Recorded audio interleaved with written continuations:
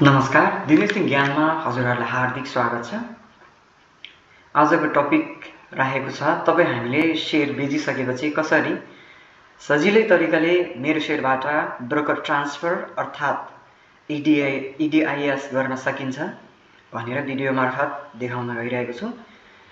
सामान्य कुरा थाहा नहुनाले हामीले 20% जरिवाना समेत तिर्नुपर्ने हुन सक्छ।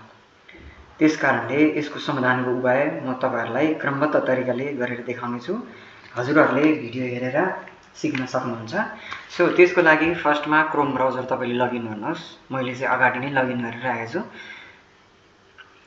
मेरो शेयर टाइप गर्न सक्नुहुन्छ यहाँ। मेरो शेयर अथवा तपाईहरुसँग एप्स छ भने त्यो एप्सको मार्फत पनि हुन्छ। म चाहिँ आफ्नो युजर आइडी हालेर लगइन गर्न गइरहेको छु।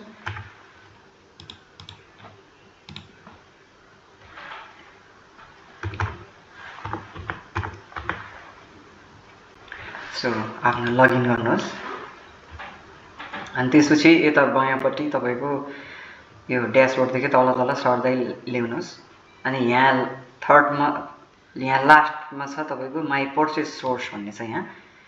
अनि यो माई पर्चेज सोर्समा थिच्नेबित्तिकै तपाईको यहाँ फिल्टर गर्नुहोस् तपाईले कुन शेयर बेच्नु भएको आज। म मेरो सीएसडीसी बेचेको थियो त्यो देखाउन गइरहेको छु। सीएसडीसी मेरो यो डब्ल्यूसीसी भइसकेको छ। नभए यहाँ एउटा टिक मार्क लाउनु पर्ने हुन्छ। त्यसमा तपाईले टिक मार्क लाउन सक्नुहुन्छ।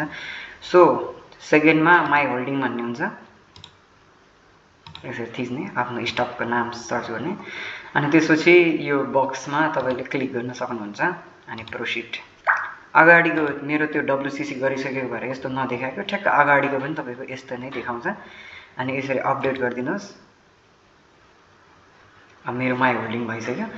अनि लास्ट प्रोसेस भनेको तपाईको यो माई इडिआइएस माई इडिआइएस यहाँ लास्टमा छ।